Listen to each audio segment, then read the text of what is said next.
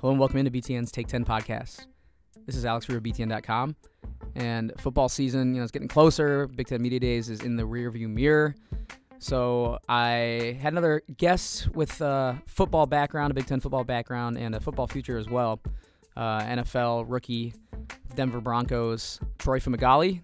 He's a former Wisconsin Badgers tight end, an all Big Ten player, and a fun conversation coming up here in just a minute. So like I said, Media Days kind of kicked off unofficially football season last week here in Chicago. And next week, BTN is going on the road. We'll be on the BTN bus tour, stopping at all 14 schools in the Big Ten, doing a TV show from each stop. And I'll be on the tour as well, talking to athletes, getting some good hashtag content for social media, all that fun stuff. So we'll be doing some, just like last year, some podcasts from the road, talking to players at each stop, hopefully, and getting all the Big Ten fans out there some fun stuff to listen to as we get closer to football season. So first things first, we'll get to the interview with Troy Fumagalli on this episode. And right before we get to that, I just want to remind everyone out there to continue to subscribe. Well, if you've already subscribed, continue to listen. If you haven't subscribed, please subscribe and continue to tune in weekly and rate the show if you enjoy it. Leave a comment. I got a lot of positive feedback on social media lately. Last week's episode with Joel Klatt and Matt Leinart was well received. So we appreciate the positive feedback that we do receive, and encourage you to do that if you like this show. And one more reminder, we do have an ongoing coupon code on the BTN.com online store through the Take 10 podcast. The coupon code is Take10, all caps, TAKE, and the number 1 and 0. And with that coupon code, you can take 10% off any order at the BTN.com online store. So you go to the online store, click shop, and football season coming up, you're going to want to get all the gear. You got to get your hot weather gear for earlier in the season. Got to get your bundled up gear for when the weather starts to turn in the fall. It gets a little chilly. So make sure you have all the swag you need and take 10% off any order on the BTN.com online store. All right, with that out of the way, we will get to my interview with former Wisconsin Badger, current Denver Bronco, Troy Fumagalli. That starts right now.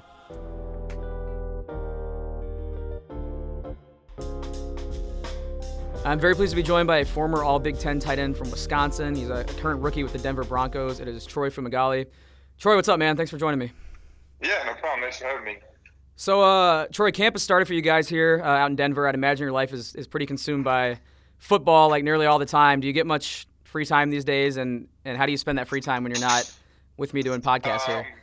Yeah, actually, today's our first off day, which is nice. We've been going out for about a week now, so honestly, just relax, get off my feet, don't think about football for a little while, and it's nice to do. There's so much to do in Denver, and it's a nice area, so it's pretty easy. Yeah, and we'll get into that experience you've been having as an NFL rookie here in a little bit, and everything your post-grad life at Wisconsin has entailed. But first, I wanted to talk a little bit of Badgers with you. And Troy, I'm sure you know you can't search your name on Google without finding 50 articles about how you're missing your left index finger. Like that's the storyline the media likes to run with, especially when you broke out as a major talent. How you had that finger amputated as a baby due to a condition you had at birth. So I'll ask you not about the finger, but how sick you are of being asked that question. How sick are you of that narrative being out there? You know what? I kind of got used to it. So many people, to me, it's not a big deal, but so many people think it's cool and kind of want me to talk about it. So I have no problem doing that. It's just part of me. It's part of my story. So, yeah. Did you get any weird questions from like NFL front offices when you had those pre-draft interviews? Or any weird questions about it? Or was anyone concerned? You know what? I actually did not. I got, some people would ask to see it.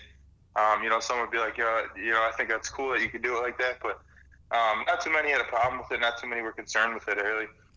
All right, and obviously it hasn't affected you on the field at all. So we'll drop that topic and get into your Wisconsin Badger days. And first, I want to get into your path to Wisconsin because you grew up in Illinois. Obviously, ended up with the Badgers. But a story I came across while I was looking into your background, is it true that if not for like a changed phone number you had at one point, you might have ended up at North Carolina State? Yeah, it kind of came down to that wire there towards signing day, and there was a lot going on. But at the end of the day, my heart was at Wisconsin. I just love the people there. I love the school. It's kind of you kind of go there on a visit and it sells itself. There's so many good people around, and it's such a good community and the football tradition. So, I was thinking about it for a little while, but at the end of the day, I couldn't say no to Wisconsin. So how did that offer process go down? Were the NC State coaches putting that on the table, and then you changed phone numbers and they thought you weren't interested? How did that happen? So basically, it all happened when Coach Bielema decided to leave. He was there's about 14 of us committed at the time, and Coach B left, and that was before they found a hire. And actually, the tight end coach at the time, who kind of recruited me heavily, tight end coach at Wisconsin, he left to go to NC State, and then I also knew Coach Dorn from NIU. So with that kind of combined, I took a visit out there. I liked it a lot. And, they kind of put me on the clock. We needed to make a decision by this date, that date. And they ended up calling me. And I think I somehow missed the call, due to a different phone number or whatever. And so that kind of made my decision easy. Right. So you end up at Wisconsin, and you started as a walk-on there. And I'm curious as to your attitude toward walking on, I guess. Like, were you going in knowing, obviously, that you'd be brought on scholarship with the program Wisconsin has there, but what was your mindset going in as a walk-on, just in general? You know what? Wisconsin has such a rich walk-on tradition, and really, regardless of your path, there's no judgment, right? You start the same day one, whether you're a walk-on or you're a five-star recruit. You walk into that door, everybody's equal, and that was kind of my mindset. I had complete confidence in myself. I knew I could play at that level, and I just kind of went with it. I took it one day at a time and kind of enjoyed it, and that's how I went about it. So you always see these stories like in the media about players earning their scholarships, and they're usually notified, or that sometimes they're notified in a cool way.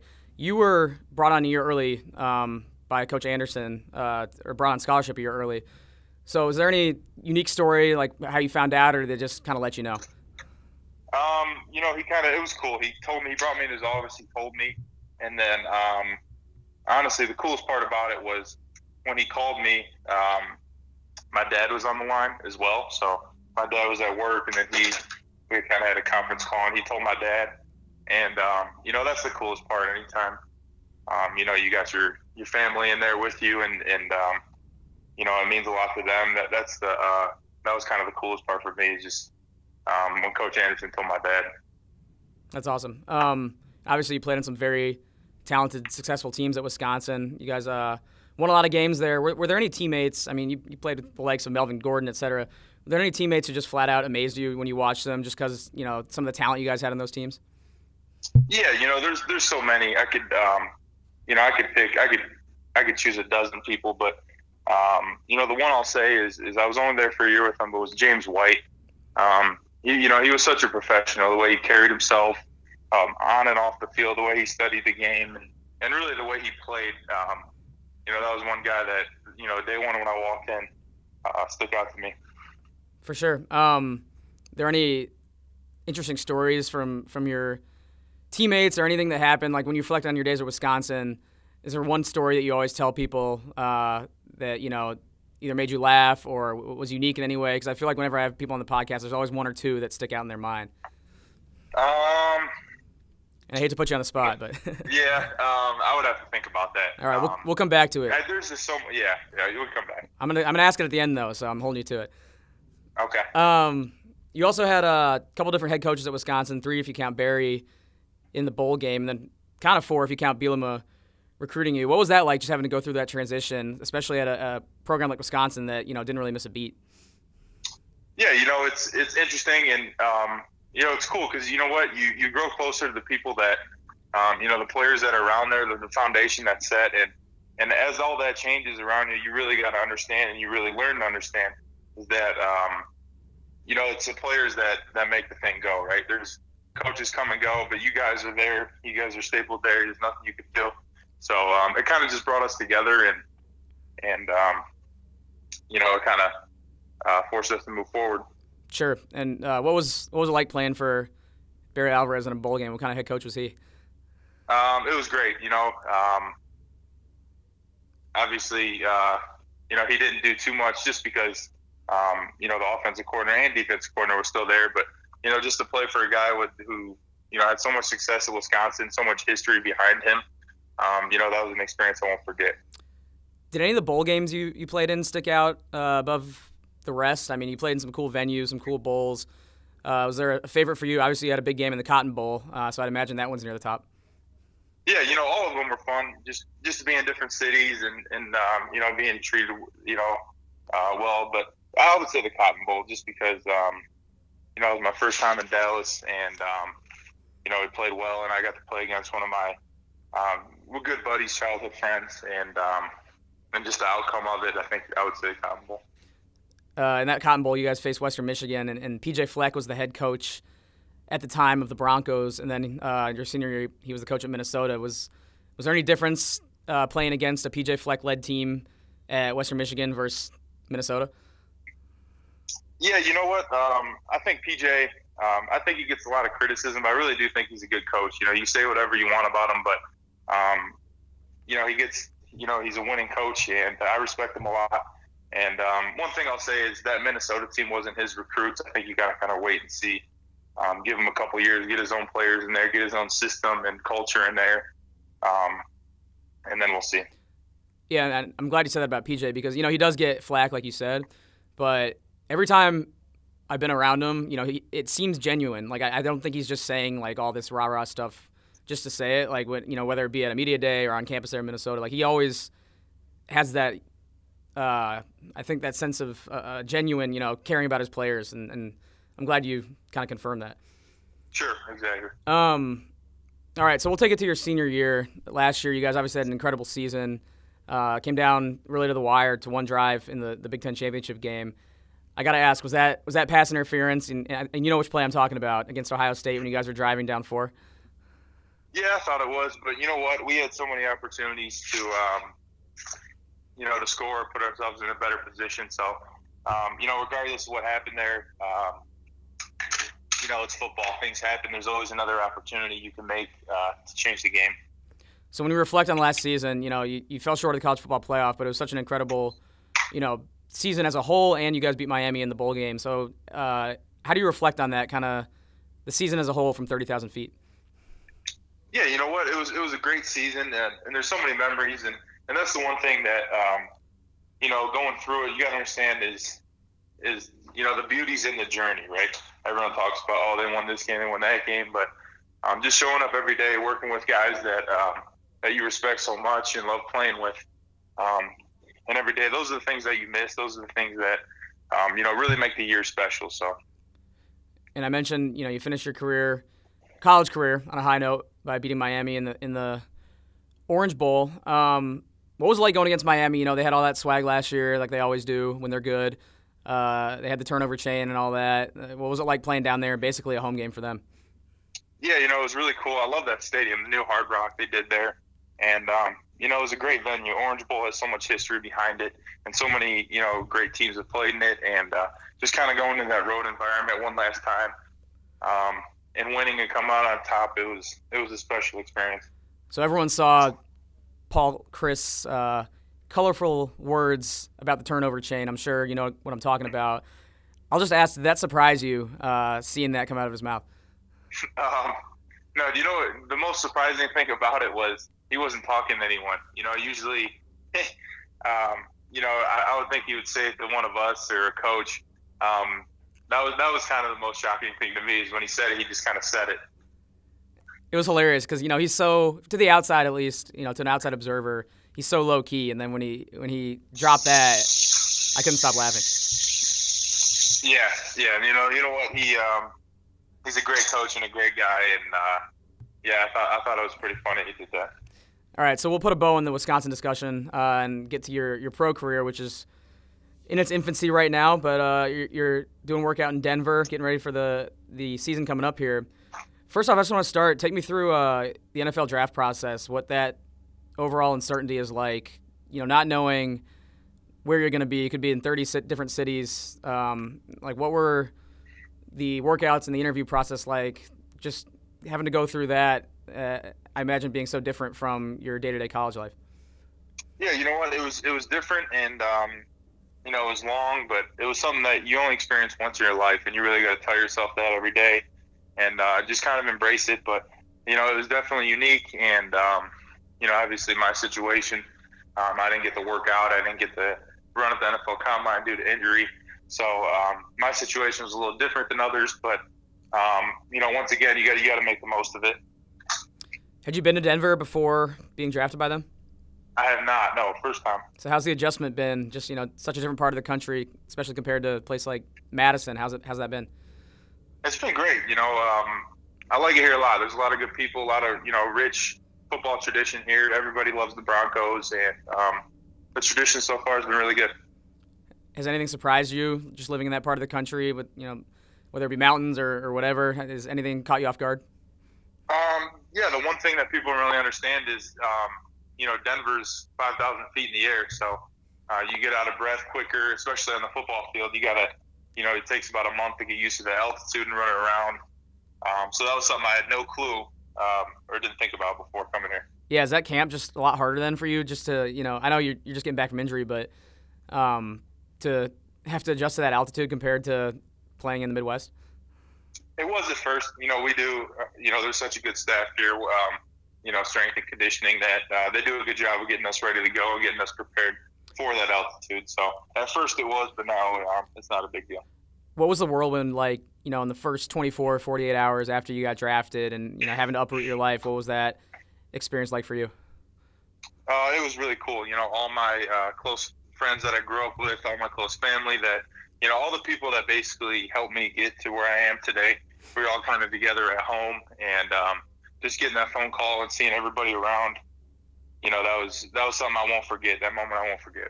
All right, so you're in camp now, and one thing that we got a kick out of here at BTN when looking into your guys' roster, you guys have 5 former Big Ten tight ends under Coach Chris at Denver. What's that like having, such a, you weren't on the same team with these guys, but having kind of that Big Ten family and competing against those guys?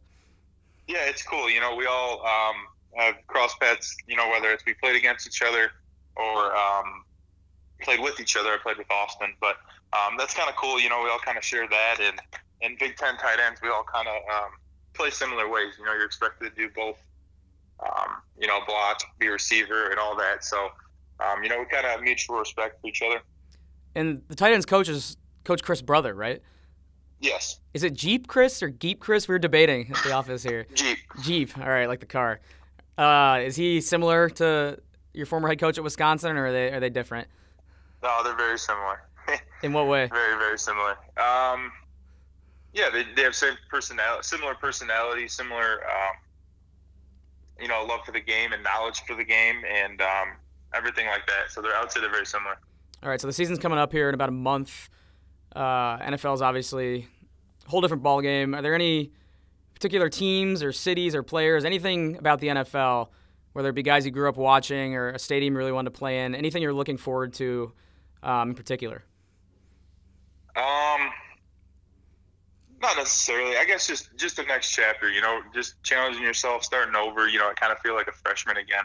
But, kind of starting over and working, the best I can, working my way up, and just enjoying the process. I'm just kind of taking it day by day. One thing that guys always mention when jumping from college to the pros is just the speed of the game. Has that been as big an adjustment as most people say? Like for you, have you noticed like such a big difference in just the overall speed of the pro game? Yeah, during practice and everything, you could definitely tell that the game moves quicker. The guys are smarter. There's a little more that goes into it, but like I said, that's the fun of it, right? You always want to challenge yourself and make the most out of it. All right, how about the food in Denver? What have you been eating out there? Because if I ever visit Denver, I'm going to need some recommendations. So what have you been eating out there in your free time? You know what? Honestly, I haven't been out much. I came here and I kind of just eat at the facility, and they handle it, and they have chefs there, and it's been great. So I got to get back to you on that one. Is Denver known for like any sort of food? I don't even know. But I guess if you got the chefs cooking for you, why pay for it? Yeah, exactly. I don't know. That's a good question. I could ask that one too. All right. what else, like in your free time, you don't have much. Do you have any TV shows you're binging right now? You're a Fortnite guy. What else you got going on in your free time out there? Yeah, I play Fortnite. That's my thing. Oh, no. Because we were just at Big Ten Media Days, and we asked all the guys about Fortnite. Fortnite, yeah. Like their favorite dance, where they're dropping. Like I don't play personally, but I picked up on some of the terms. So let's hear it. Where are you dropping in Fortnite? First off. I'm not that into it. I guess I kind of just go wherever. I don't have like a strategy or anything like that. But no, just another thing to get my mind away from football and everything. So you're not spending like all hours of the day on it that you're not at practice? I'm not. I might today, but usually no. Any former teammates of yours that you hop on the sticks with that you'll play with? Yeah, all my college roommates, and then guys here too. So Garrett Dooley plays a bunch, Jack Sitchie, Joe Ferguson. So we all hop on, we all play. All right, so you're a Illinois native. You're Chicagoland. What do you miss most about this part of the country out here in Chicago? Are you homesick at all? What do you miss most? Yeah, obviously I miss my family and friends. They're all home. Especially this time of year, Chicago's awesome.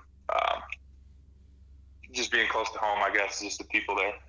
So you were a pitcher in high school. Had some wicked movement from what I've read on your breaking ball. What's your favorite Major League Baseball team? Cubs. Cubs fan? Yeah. What do you think this year? You think they got enough juice to win the World Series? I'm a little worried with the pitching, but I'm not sure. Yeah, we'll see. All it takes is one team to get hot towards the end of the year, but I think they got what it takes. Did you make it to a lot of Cubs games when you lived in this area, or not really? Yeah, I do. I always make it down. Both of my brothers live downtown in the city, so I go down there quite a bit and usually catch at least a couple a year. Do you have any favorite like Wrigley Field moments where you had any cool games that ended crazy? Yes, I went to the NLCS, I believe, the year they won it. We had a bye that week, and my two brothers and I went down, and they beat the Dodgers, and it was a night game. It was pretty cool. What were you doing the night of Game 7? How did you watch them win the World Series? It was actually, I think it was during finals, I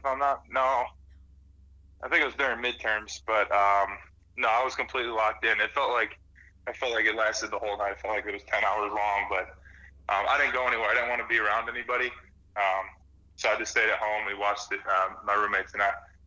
Wow. Okay. Yeah. I was curious because like some people like to, go out, go to the bars, or I'm kind of like you. I watched it at home. There were a lot of people there, but I watched it at home. I was because like most people that we were around weren't as big of fans as me. Like I was like you, locked in, die hard, all that. So did you go out afterwards then once they got it done? I didn't. I think it was, I don't know what day of the week it was, but I think it was like a Tuesday or Wednesday, maybe. It was a Wednesday, I think. Yeah. Wednesday. Okay, yeah. So no, I didn't. I should have though. I couldn't sleep, so I should have. I guess just how sick were you, or how worried were you when the Indians tied it up in the 8th inning? Yeah, I mean, my stomach hit the floor for sure. Just with all the history behind the Cubs and then blowing it late and everything like that. I was definitely worried. Yeah, I felt like, and I've said this before to people, like, I don't know if I can ever feel like, it was just a weird like pit in my chest. I don't think I've ever felt that feeling before. I don't think I ever will again when they tied it. I thought for sure they were going to blow it, and I don't know where my life would be now if they didn't, because I'm, like you, a big Cubs fan. But yeah, it was just a very sickening feeling. No doubt. All right, so the season coming up, you got a month left of training camp. What's your schedule look like, I guess, for the next month? Because I'm a Hard Knocks fan. I like watching, how training camp kind of plays out. Where are you guys heading in the preseason? And just what's the Broncos calendar look like coming up here before the regular season gets started? You know what? I don't know that far into the future. I know that next Saturday we play the Vikings at home. But that's really all I know. I'm kind of just not getting too far ahead of myself and trying to just take it one day at a time. So that's the true football mindset. First 2 games are home. I think we play the Bears week 2 actually. So I think we go Minnesota then Chicago. I was going to ask, is it in Chicago? Is it a homecoming for you, or is it at Denver? No, both in Denver. Yeah, I guess you said the first 2 games are at home. Are you like a football fan? Like, are you gonna watch NFL games like on your bye week? Are you a guy who likes to watch a lot of football, or are you just locked into what you guys are doing and not really a fan of other teams? Yes and no. I like watching football, but also I like kind of getting away from it a little bit sometimes. Especially now when it's the only thing I'm doing. I like to sometimes turn it off and do something else.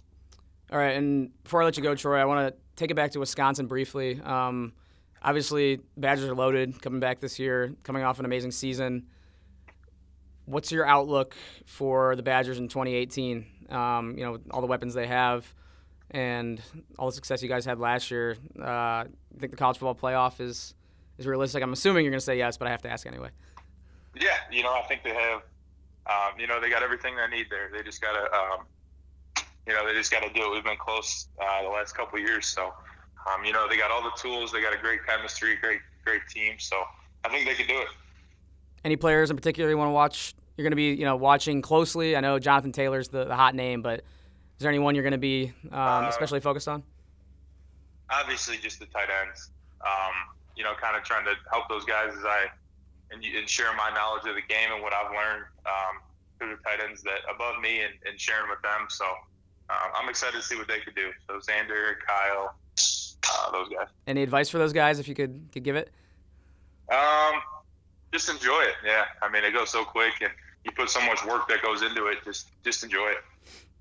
All right, Troy. Well, you've been great, but I have to stick to my word. I'm going to – I know you didn't have time to think about any while you're answering other questions, but I'm going to stick to it. Do you have any sort of stories that you look back on and, just that you'll probably tell your grandkids 50 years from now? Or your buddies when you're sitting around at the reunions that'll be coming up eventually? That's so tough. I mean, just every day, I think the funnest part and the part that people don't see about football is just everything that goes behind the scenes, in the locker room, guys having fun. I don't know. I don't know if I can think of anything right now. I guess one question I kind of have following up on that. I always think of offensive lines as like kind of the biggest goofball group of any football team. They always have these weird like rituals and stuff. As a tight end, were you part of that? Were you part of the offensive line? Is that part of a tight end's, I guess, like identity? I would say we're half part. We there's some stuff that we do with them, some stuff not. So I would consider like if we were just with the O-line and we were goofballs, there'd be nothing wrong with it. So like you're not getting a car bought for you by your NFL quarterback, like that's just for the offensive lineman or Yeah, I think it's just for the O-line. All right, Troy. Well, your answer was acceptable there. I'll take that as a story. And since you have a day off finally, I'll let you go and enjoy it and play some Fortnite, do whatever. Find a new restaurant out there so you can have a recommendation. Yeah, I'll get back to you on that. Absolutely. You've been, like I said, very generous and really appreciate you jumping on. And maybe we'll get you on again here at some point down the road. Yeah, absolutely. I appreciate it. All right. Thanks a lot to Troy for joining me. Always love having Wisconsin Badgers on the podcast, and we have plenty of them on. They're always really nice, and they always have plenty to talk about from the Wisconsin days because, they've just had so much success in football and basketball lately. We've had a ton of Wisconsin basketball players on. Telling Troy we need to get more Wisconsin football players on because I think we've only had 1 or 2. But regardless, great convo with Troy and rooting for him and wish him all the best in Denver, except when they're playing the Bears. So thanks a lot, Troy. Thanks, as always, to everyone for listening. And thank you. Special shout-out to Wes White, as always, for producing the show.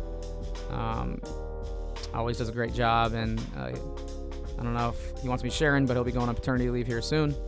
So someone else will have to take over, and they'll get a shout-out at the end, too. So thank you, Wes. And everyone, encourage you to continue to tune in. And we'll talk to you from the bus tour on the road next time here on the Take 10 podcast.